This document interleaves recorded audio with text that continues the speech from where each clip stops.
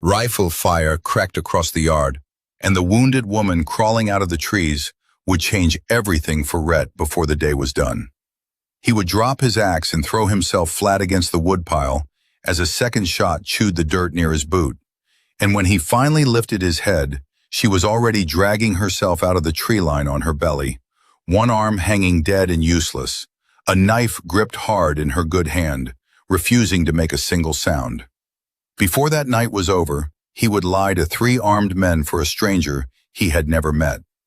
Before the first snow fell, her people would paint his face, give him a name in their own tongue, and tie his wrist to hers with a cord of woven sinew, and call him kin for the rest of his days.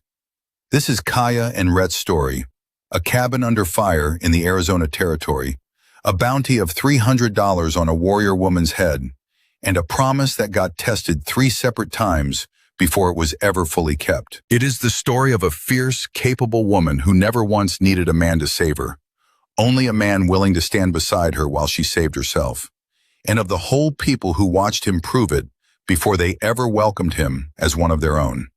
Stay with us to the end, because the way this one closes is not the way these stories usually go. And if this is the kind of Wild West story you come back for, go ahead and like this video and subscribe to the channel now, because we tell one of these every single day. Now let's go back to the beginning and take it slow.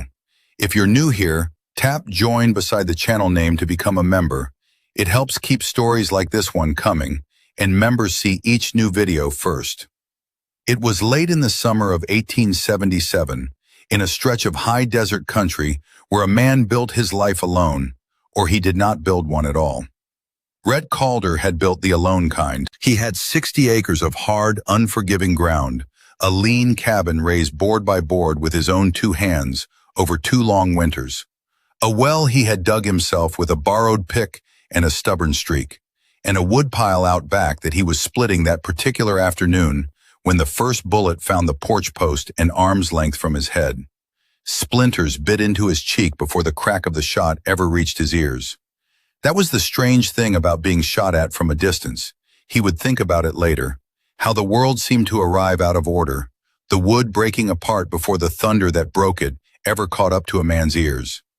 He had come to this valley 5 years back with a wagon, a mule, and not much else worth mentioning, and he had built everything standing on it since with his own 2 hands, because there had been no one else's hands to help him do it. He kept to himself, traded fair in town twice a season, and had long ago stopped expecting his life to hold anything more than hard work and a quiet cabin at the end of each day.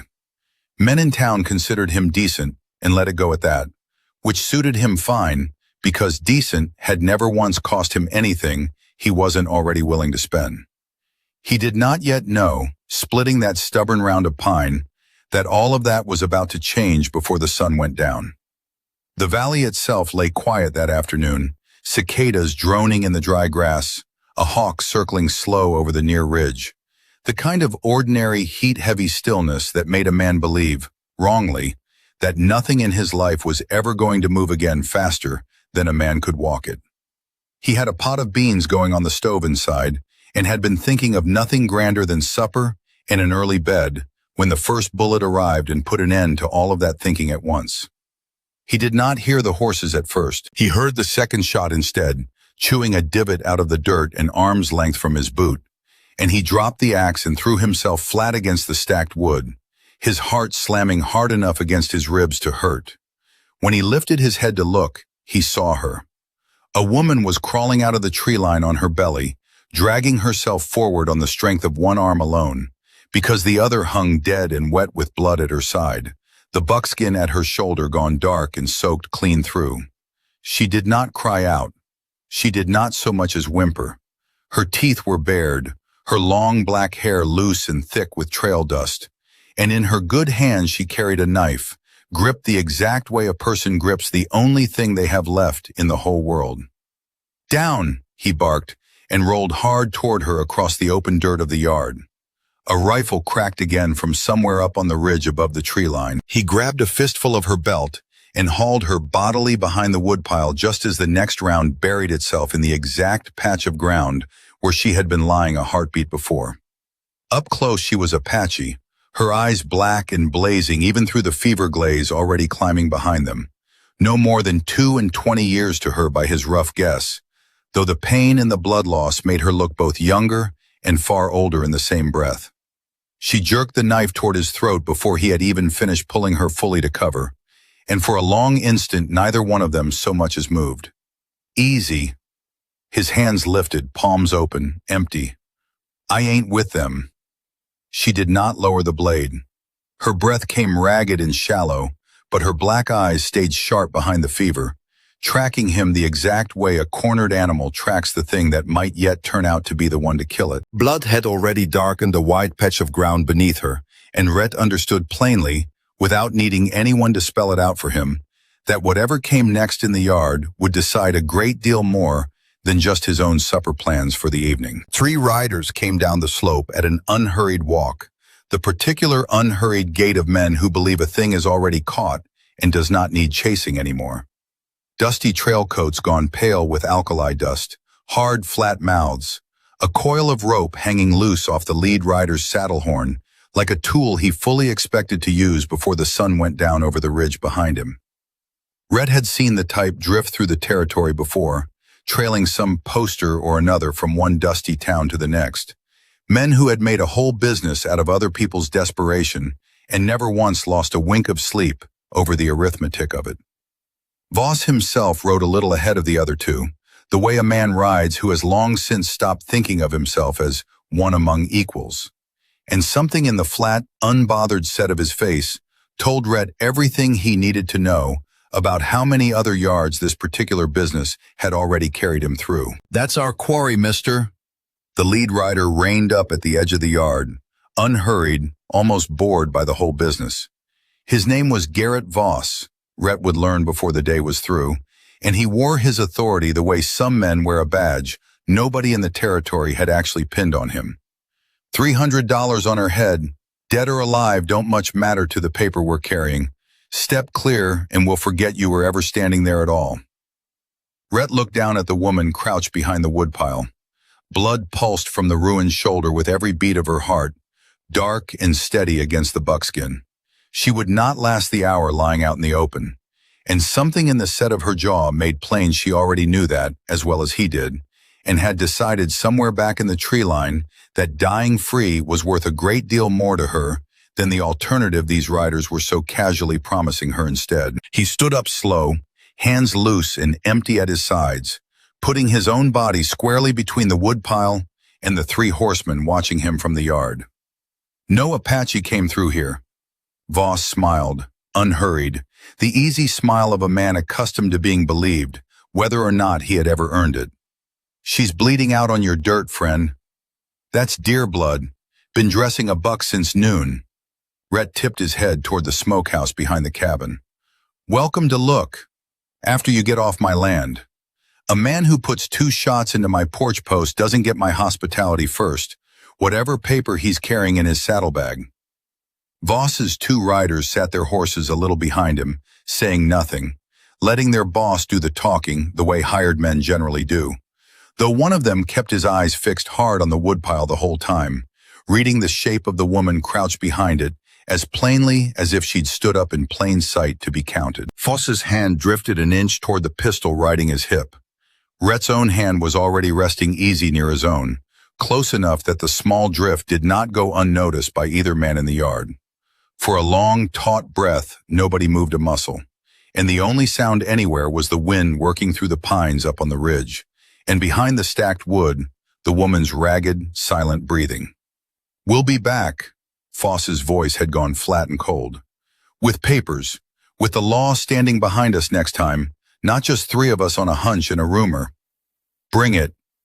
They wheeled their horses and climbed back up the slope without another word between them, and he stood watching until the last rider dropped out of sight over the ridgeline.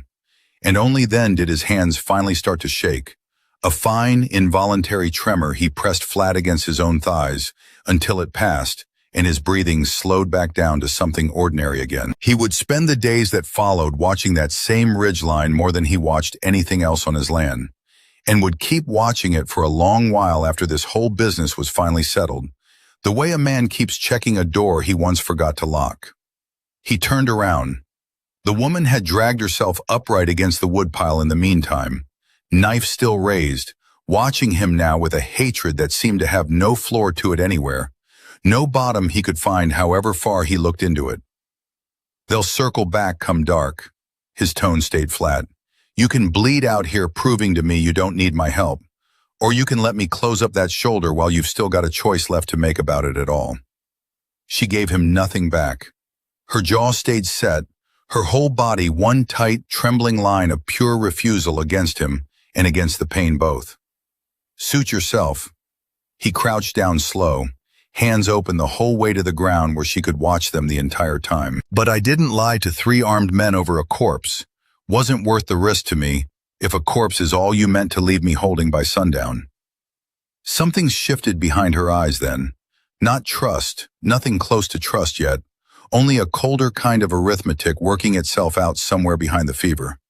The knife lowered an inch, then another. He got an arm carefully under her and lifted, and she was all lean muscle and a heat that had no business coming off a body losing that much blood, and she hissed sharply through her teeth, but made no sound louder than that the whole way across the yard, and he carried her through the door and kicked it shut behind them both with his boot heel. He laid her down on his own bunk, the only real bed in the whole cabin, and got straight to work without wasting another minute on ceremony. Outside, the light was already beginning its long slide toward evening, and he knew Voss and his 2 riders would not stay gone for good, so he worked fast and careful both at once. The bullet had gone clean through the meat of her shoulder, bad, plainly bad, but not the very worst kind of bad a gunshot wound could turn out to be.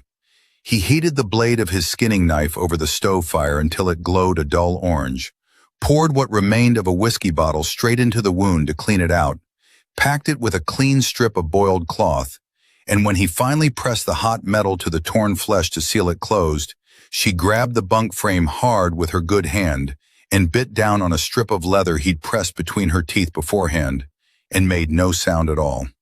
Not one. He had watched grown men scream over considerably less than that, men who had never once had to crawl 100 yards on their belly first, just to earn the privilege of being stitched shut. Quiet, mostly to himself. "You're tougher than most men I've known." "I am not." Her English was careful, deliberate, each word set down like a stone she had chosen on purpose. "Most men." It was the first full sentence she had given him, and it surprised a short, startled laugh out of him before he could stop it from coming out. For the first time since the shooting had started that afternoon, something in the small cabin loosened by a fraction, some knot in the air between them easing without either one of them deciding out loud to let it. If you want to see how Kaya and Rhett's story ends, tap Join beside the channel name. Members never miss the next chapter, and it means a lot to a small channel. By lamplight, over the long hours that followed, he learned pieces of her the way a man learns weather, slowly, and mostly by watching. Her name was Kaya. Her band camped 3 days north in the high country above the river, where the pines grew thick and the water still ran clear, even through a dry summer. Soldiers had ridden through weeks before and burned their winter stores to ash and cinder, grain and dried meat both, over a grazing dispute that had never rightly been hers to answer for in the first place. When the young men of her band rode out to settle the matter with rifles instead of words, she had ridden beside them, because she had earned that place a dozen times over across a dozen hard seasons of hunting and scouting and standing watch. And no elder still living had ever once thought to deny her the right to it. A rancher had died in the running fight that followed, shot somewhere in the dark, in the dust, in the confusion of it.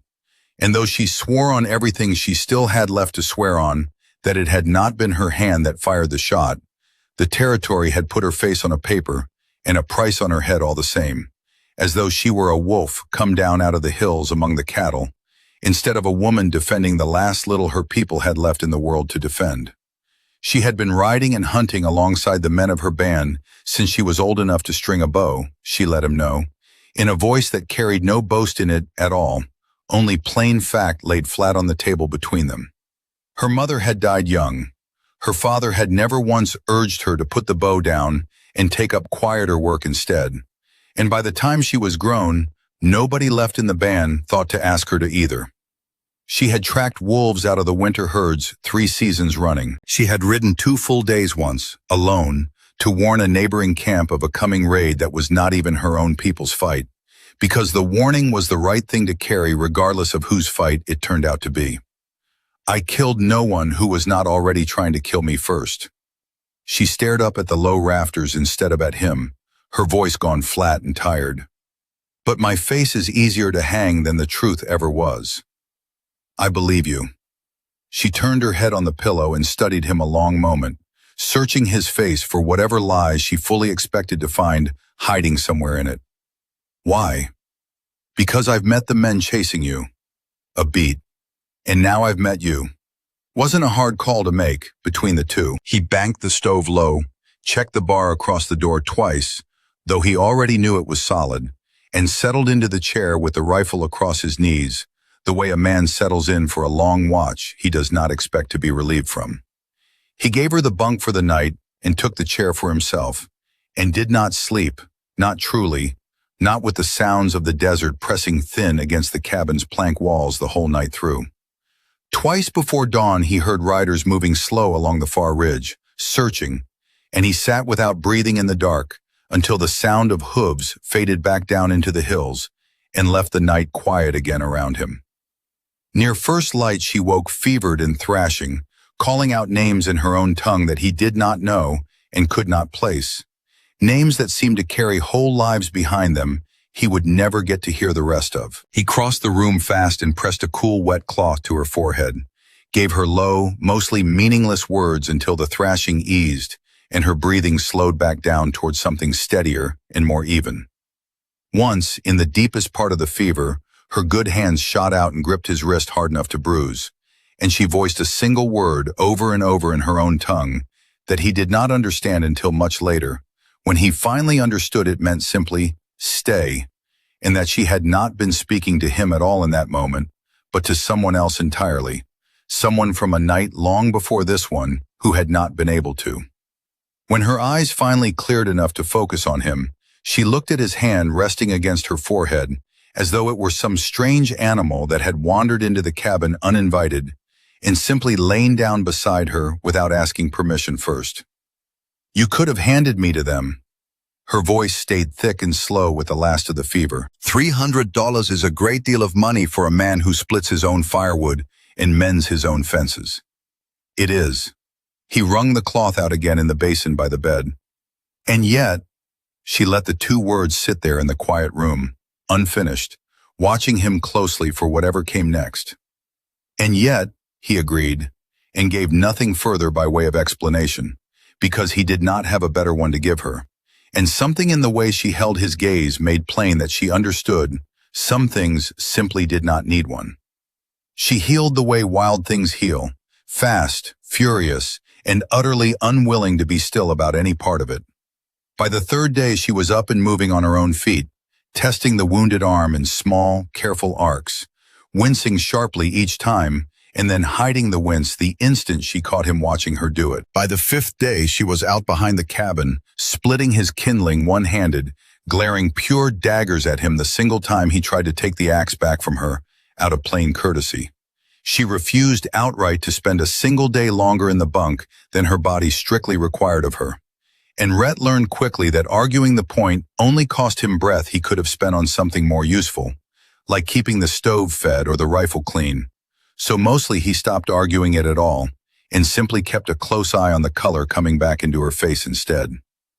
You keep a poor camp, she informed him one evening, surveying his lean, sparse cabin with open and thorough disapproval, one finger dragged along a shelf gone thick with dust. No woman has set foot in this place in a long while, I think. Been meaning to marry someone to fix that. His own ears went hot the instant the words left him, and she looked away fast toward the window to hide something crossing her face that might, in a slightly better light, have been the beginning of a smile she was not yet ready to give him outright. They fell, over the days that followed, into a rhythm neither one of them had planned or asked for, and both seemed a little surprised to find themselves settled inside of.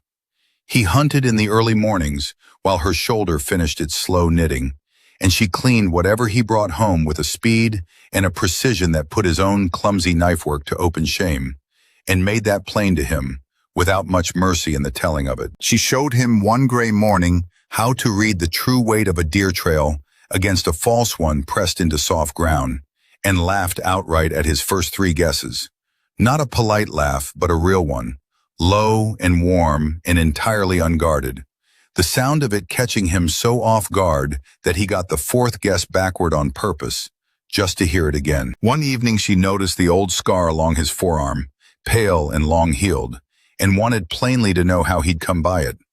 He gave her the plain account of a rope that had gone wrong on a green colt 3 summers back, a story with no glory in it at all, and she listened the whole way through without once looking away, and judged afterward that a man who carried the plain truth about his own scars, instead of dressing it up into something braver, was a rarer thing than he likely knew. In the long evenings after that, she taught him words in her own language, small things first, fire and water, and horse and rain, correcting the shape of his mouth with 2 careful fingers when he mangled the sounds too badly.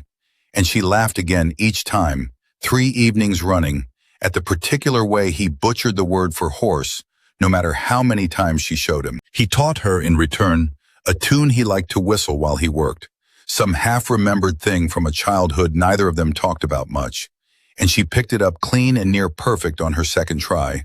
Mostly, he suspected, just to prove to him plainly that she could do it better than he ever had. One evening she cooked for the both of them for the first time, some dish from her own people made with the last of his cornmeal and a rabbit he'd brought home that morning, and he ate 2 full helpings and let her know it was the best supper this cabin had seen since the day he'd finished building it, and meant every single word of that. One clear morning, her shoulder finally strong enough to trust, she walked the trapline with him along the creek that cut through the low end of his land, and showed him without a word how to set a snare properly, instead of the clumsy loops he'd been tying since he first came to the valley. She crouched at the water's edge afterward and watched a heron work the shallows for a long while, in a silence that had nothing uneasy left in it. And when he finally ventured, careful, to ask what she was thinking about, she let him know she was thinking that this was the first still morning she had known since the soldiers rode through her camp, and that she had not expected to find one this far from her own people's fires. He did not have a ready answer for that, so he simply sat down on the bank beside her and let the stillness hold a while longer before either of them broke it. Walking back, her hand brushed his once, seemingly by accident, and neither of them mentioned it, though neither of them moved away from it either. The season began turning not long after, the mornings coming in colder, the cottonwoods along the creek starting to gold at the edges, and something in the 2 of them seemed to turn along with it, quiet and unhurried, the way weather changes before anyone thinks to name the day it happened. One night the wind turned hard and cold well ahead of the season, rattling the shutters against their frames, and she sat in close to the stove with her knees drawn up under her chin, and without thinking very much about it, he crossed the small room and draped his own coat over her shoulders. She went very still under the sudden weight of it. Neither one of them moved to take the coat back off again for a long, quiet while. "You risk hanging." She kept her voice quiet, eyes on the stove fire instead of on him. "Hiding me. You understand this plainly, don't you?" "I understand it for a woman I did not know." A pause. "Of a people mine are taught from the cradle to fear, and not think a great deal past that fear." He was quiet a moment, watching the fire instead of her face, before he went on. "I don't do a great deal of what I'm taught. I mostly just look at a thing plain and decide for myself what I make of it, whatever the rest of the territory has already decided for me." She turned then and looked at him fully, straight on, and whatever she decided in that long, quiet stretch of silence, she kept close and did not say aloud. But her hand found his in the dark space between their 2 chairs, and stayed there, warm and certain, long after the fire had burned itself down low in the stove behind them. On the 9th day, 2 of her people came, and he never once heard them arrive. One moment the yard outside stood empty in the pale morning light, and the very next, 2 Apache men were simply standing at the edge of it, bows strung and ready, faces giving away nothing at all. Rhett raised his hands, empty and slow. Kaya moved fast between them and loosed rapid words in her own tongue. And whatever she made them understand, the tension bled straight out of the yard the way water bleeds into dry sand. Quick and total and complete within a matter of seconds. The elder among the two, gray-braided, calm-eyed, moving with the unhurried economy of a man who had long since outlived every reason to hurry for anyone, wore a blanket coat against the morning chill and carried himself with the quiet weight of a man who had buried more friends than most men his age had ever made in the first place. He walked a slow, deliberate circle around Rhett, studying him the way a man studies weather he cannot yet put a name to, reading something in the set of his shoulders and the calluses on his hands that Rhett himself could not have named, even under close questioning. He stopped, finally, directly in front of him, close enough to touch. He wore a string of turquoise and bone at his throat, and a blanket worked with a pattern Rhett did not recognize but understood, without being told, carried meaning far beyond simple decoration for the man wearing it. My sister's daughter, a nod toward Kaya. You bled to keep her breathing. You lied to armed men standing on your own porch, and you slept sitting upright with your rifle across your knees 3 nights running so she would not be taken from you in her sleep. This much we already know. We watched your ridge 3 full nights before we ever chose to come down off it and show ourselves to you. Then you already know I'd do it again. The elder set one flat palm against the center of Rhett's chest, directly over his heart, and left it resting there a long moment. A man's word is the one thing this desert cannot ever take from him, however long and however hard it tries to. His hand did not move. Yours has held. From this day forward, you are no stranger to us. You are kin. Our fires are your fires now. Our fight is your fight, whatever it costs either side to keep that true when the trouble comes. Rhett's throat worked hard around something he could not immediately put a name to. In all his hard, solitary years on that hard ground, no one, not family, not neighbor, not another living soul in the whole territory, had ever once handed him a people to belong to, a whole people instead of just a patch of dirt and a roof. He stopped, started over. That's a bigger thing than I've rightly earned, I think, whatever I've done for her. Kin is not earned. The elder's voice stayed even and certain, final as a closing door. Kin is chosen, and then it is simply true, whether the man who receives it believes he deserves it or not. The 2 younger men lowered their bows at last and came forward to stand beside the elder, and Kaya named them for Rhett one at a time, one her cousin on her mother's side, the other a young man who had ridden with her against the soldiers and lived to tell it, both of them studying Rhett now with the frank, unhidden curiosity of men deciding whether a stranger was going to be worth the trouble of remembering his name. The cousin leaned close with something low to Kaya that made her laugh despite everything, and did not translate it for Rhett no matter how plainly he pressed. They did not have long to sit quietly with the full weight of that. Kaya saw the dust first, a hard line of it rising fast off the south ridge at a dead gallop. Far too much dust for the 3 riders they had faced down once already that week. 6 riders now, not 3, Voss had ridden off and come back with reinforcements and a paper freshly stamped by the territory, and this time they plainly meant to leave that yard with her thrown over a saddle, one way or another, papers or no papers, law or no law standing behind either side of it. Inside! The word came low and fast. All of you, get inside the cabin now, quick as you can. No! Kaya was already moving, already snatching the spare rifle up from beside the door and working the lever one-handed with the easy, practiced competence of someone who had done exactly this 100 times before and lived clean through every single one of them. I have crawled from these men once already in my life. I will not crawl from them a second time. Not while I still have breath left in me to stand instead. She did not slow down to argue it further, and there was nothing plain left in her voice to argue with in any case, so nobody in that yard tried. Rhett looked at her a moment longer, at the set of her jaw and the steadiness of her hands on the rifle, and understood, plainly and all at once, that he had never once had any real say in this decision to begin with, and found he did not mind that in the slightest. One more time, tap join beside the channel name if you want to be a member. It's a small thing that helps this channel keep telling stories like Kaya's. The two Apache men melted backward into the rocks flanking either side of the yard, bows still strung, nearly invisible against the pale stone, within 3 heartbeats flat. The elder took Rhett's spare pistol down from the shelf by the door, without waiting for permission, and checked its load with quick, sure, practiced hands of his own. And Kaya set herself down beside Rhett, shoulder pressed to shoulder, behind the very same stacked woodpile that had shielded her 9 days earlier, and her whole body stayed steady against his, entirely unafraid of whatever was coming down that south ridge toward them both. When they come, her voice stayed low, her sightline fixed over the top of the stacked wood. Aim for the horses under the first 2 riders.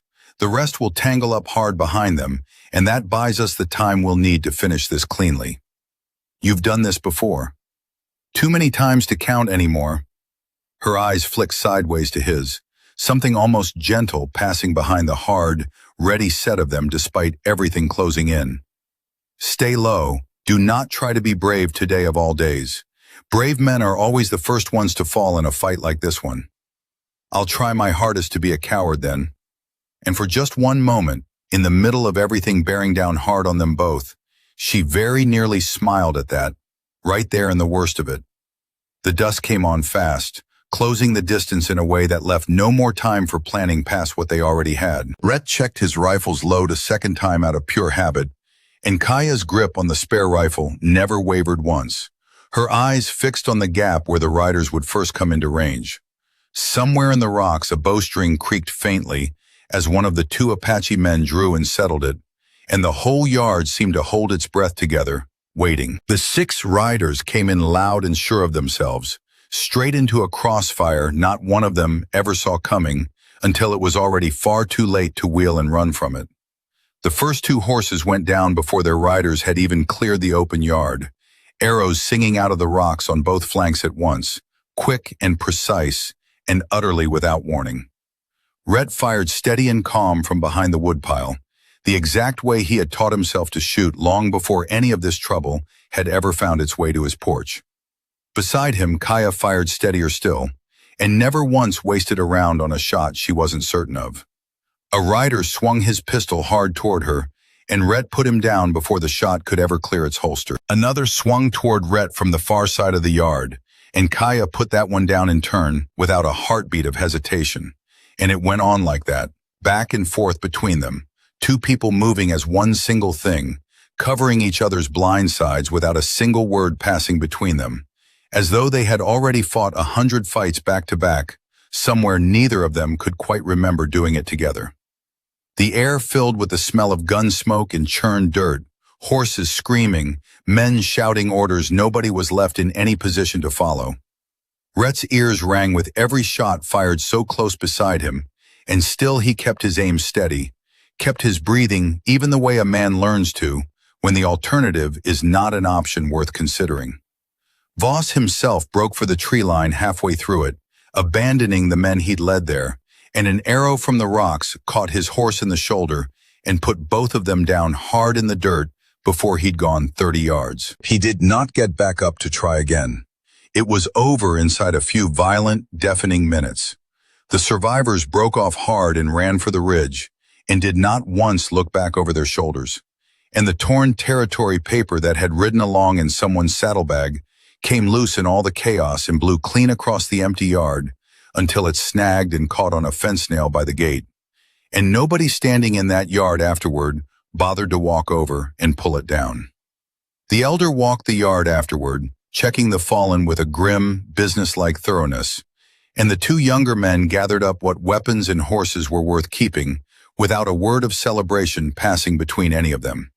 Because there was nothing in a fight like that one worth celebrating, only worth surviving. In the ringing quiet that followed, Kaya lowered her rifle slowly and turned to face him full on, chest still heaving from the fight, and there was blood on both of them by then, and neither one could have said whose blood it truly was. And in that particular moment, it did not seem to matter to either of them in the slightest. You stood with me. I'll stand with you as long as I've got legs under me to do it.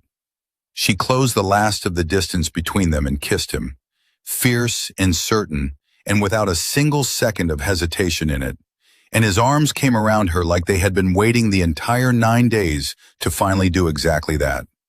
Somewhere off among the rocks, the elder gave voice to something low and deeply satisfied in his own tongue, and Rhett did not need a single word of it translated to understand it completely, not after everything that had already passed between them. Word of what had happened at the cabin traveled fast through the high country in the weeks that followed, and by the time the leaves had fully turned, more of Kaya's people had come down from the winter camp than Rhett had ever expected to see gathered in one place. All of them curious to lay eyes on the settler their fierce, hard-won kinswoman had chosen to keep. They were married before the first snow fell that year, under an open sky at the edge of the pines, at the place where her people's fires and his own single cabin fire were joined together into one for the ceremony.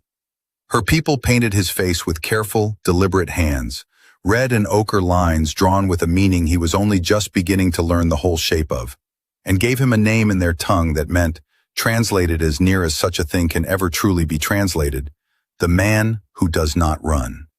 Drums carried low across the clearing, while the elder gave words over the two of them that Kaya later promised, smiling, to teach him properly in time, word by word, once the winter had settled and there was nothing left to do but sit close by the fire and learn. The elder himself tied their two wrists together with a cord of woven sinew, pulled tight and sure, and did not cut it afterward the way some ceremonies elsewhere required. He left the cord whole and unbroken, so the two of them would carry the plain understanding, for as long as they both drew breath, that a true bond is never simply broken.